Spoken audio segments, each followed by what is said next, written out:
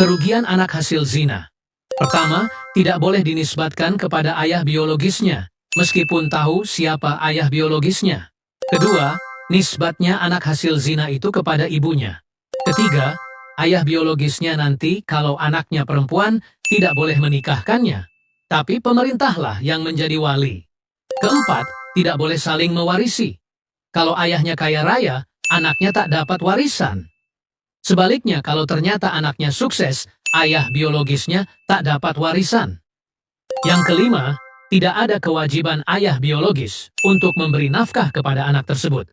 Tetapi, kalau si ayah biologis itu mau memberi, diperbolehkan itu sebagai hadiah, ataupun sedekah, atau yang lain-lain, tapi poin garis besarnya adalah siapa yang paling rugi dari apa yang telah terjadi. Yang paling merugi adalah pihak perempuan anak perempuan hasil zina tersebut. Semoga kita dijauhkan dari hal yang demikian. Bagaimana hak seorang anak yang ibunya, ini pertanyaan, hamil di luar nikah? Yaitu haknya untuk menggunakan nama ayah dari biologis dan hak untuk mendapatkan ahli waris dari harta ayah dan ibunya. Tidak. Anak yang lahir di luar proses pernikahan yang wajar itu tidak dinisbatkan pada bapaknya, dinisbatkan pada ibunya. Ya, dinisbatkan pada ibunya dan terputus hak perwaliannya, termasuk dari warisnya. Tapi dia boleh mendapatkan hak dari nafkahnya untuk diberikan pada ibunya, sah. Tapi dari mulai, maaf, ya, hak nisbah, jadi nggak nisbah, binnya nggak ke ayah, binnya ke ibu, binnya ke ibu. Dan bin itu jangan dipahami bukan sekedar nisbah, bin itu artinya anak laki-laki. Ya. Makanya Maryam tidak punya suami. Ya. Dengan izin Allah melahirkan, mengandung melahirkan, disebut Isa bin Maryam. Ya.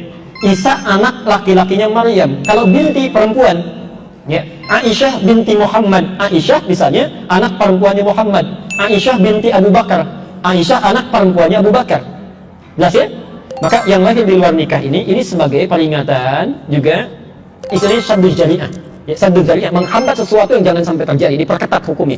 Ya, perketat, jangan sampai terjadi. Tapi kalau sudah terjadi, infak tetap diberikan, perhatian masih ada, cuma nisbah perwalian tidak diterapkan, ya, tidak berlaku, termasuk warisnya hanya perhatian saja dan nafkah. Dari ibu tetap dapat warisan, ya.